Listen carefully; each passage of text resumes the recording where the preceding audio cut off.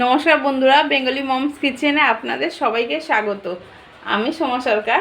আজকে বানাতে চলেছি কলার পকোড়ি। কলার পকোড়ি কিছু মিষ্টি খেতে ইচ্ছা করছে, তাহলে আজকে কলার পকোড়ি বানাই।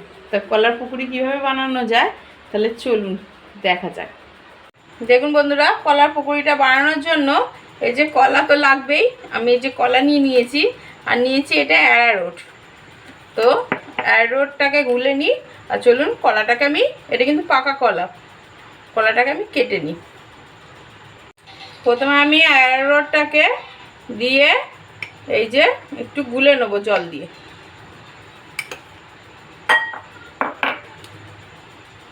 বেশি লাগবে না, একটু মোটা করে গুলবেন, বেশি পাতলা না।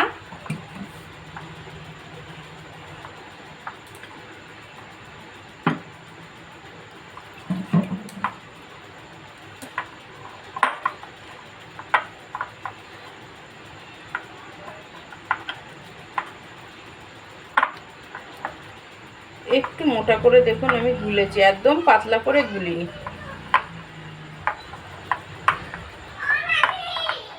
হ্যাঁ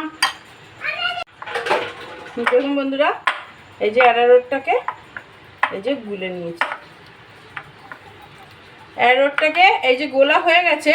আবার যখন পকোড়িটা ভাজবেন আবার এমনি করে নাড়িয়ে নেবেন, কেননা অ্যারারুট তো তলায় ফট করে জমে যায়। তো যখন পকোড়িটা ভাজবো আবার এমনি করে নেবো।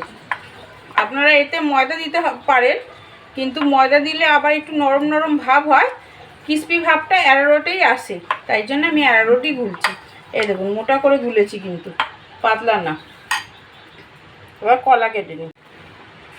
দেখুন আমি এই যে কলাটাকে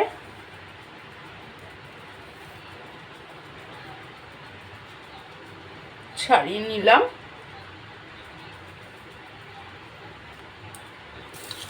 এবার না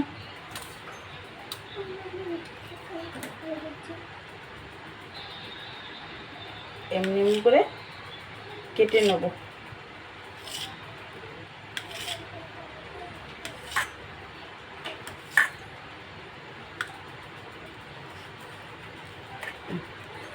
চলুন একদিকে আমি তেল বসিয়ে নিই।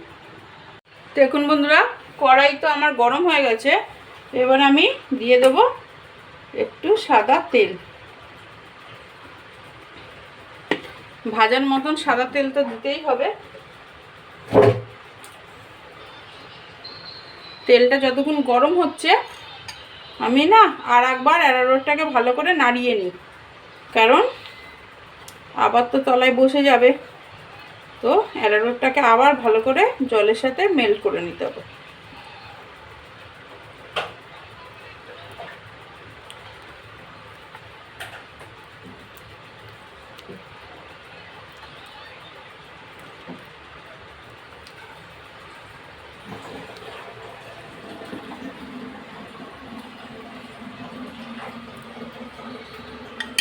আমার তেলে কড়াই গরম হয়ে গেছে।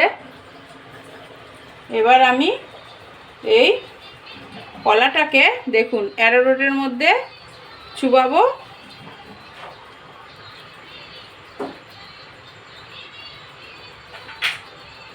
আর ডিপ করব। আবার দেখুন এই যে চুবাবো।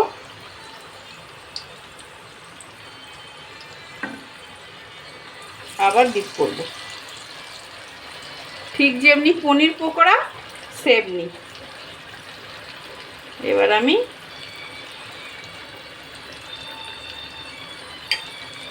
অ্যারারুট দিয়েছি তো তাই জন্য অ্যারারুটটার তলায় বসে যায়।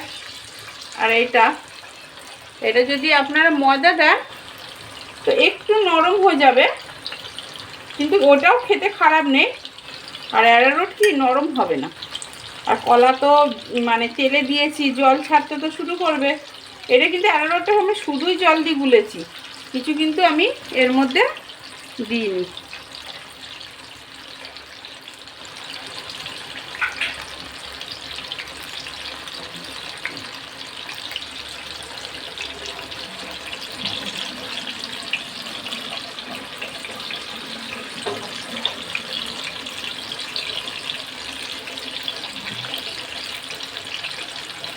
এই অ্যারারুটের পকোড়াটা কে কে খেয়েছে, আমাদের ঘরে তো কলা বেঁচে গেলে আমরা এমনি করে পকোড়া ভেজে দিই।